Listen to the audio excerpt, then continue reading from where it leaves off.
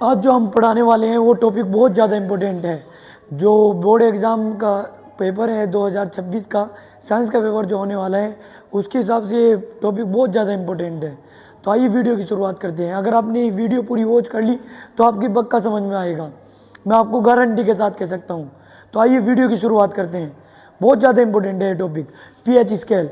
PH scale के जो होता है, पीएच वह संख्या है जो किसी विलयन की अम्लीयता या क्षारीयता व उदासीनता को दर्शाती है। यानी कि जो पीएच होता है, पीएच मान, वो किसी भी विलयन के उसके पीएच मान को बताएगी कि वह अम्लीय होगा, उदासीन होगा या अक्षारीय होगा। इसके बाद जो पीएच की फुल फॉर्म होती है वो पावर ऑफ हाइड्रोजन होती है। यानी कि ये हाइड्रोजन आयन की मात्रा को, यानी कि हाइड्रोजन आयन की सांद्रता को बताता है। पीएच क्या होती है? हाइड्रोजन आयन की सांद्रता को बताती है। इसके बाद जो पीएच स्केल में होती है वो 0 से 14 तक की संख्या होती है। पीएच स्केल के अंतर्गत जो संख्या आती है वो 0 से लेकर 14 तक की होती है। अगर पीएच मान 7 हुआ तो वह क्या होगा? उदासीन होगा। अगर पीएच मान 7 हुआ तो वह क्या होगा? उदासीन। अगर पीएच मान 7 से कम हुआ, अगर पीएच मान 7 से कम हुआ तो वह क्या होगा? अम्लीय।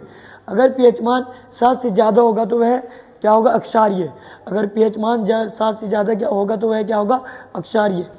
अब उदासीन, ये बहुत ज़्यादा बार पूछा गया है कि अगर पीएच मान 7 हुआ तो क्या होगा। एमसीक्यू में बहुत ज़्यादा पूछा गया है, उदासीन होता है।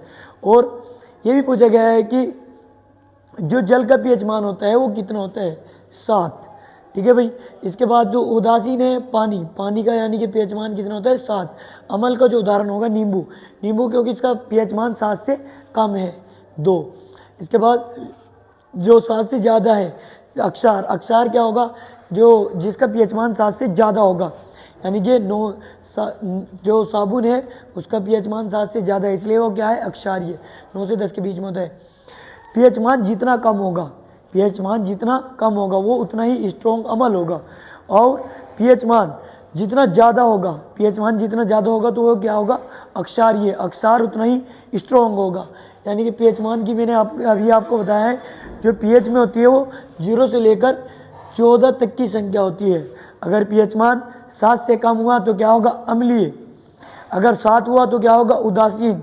और अगर 7 से ज़्यादा हुआ तो क्या होगा? अक्षारीय। जो पीएच मान है, पीएच की परिभाषा क्या होगी? पीएच किसी भी विलयन की क्या बताता है?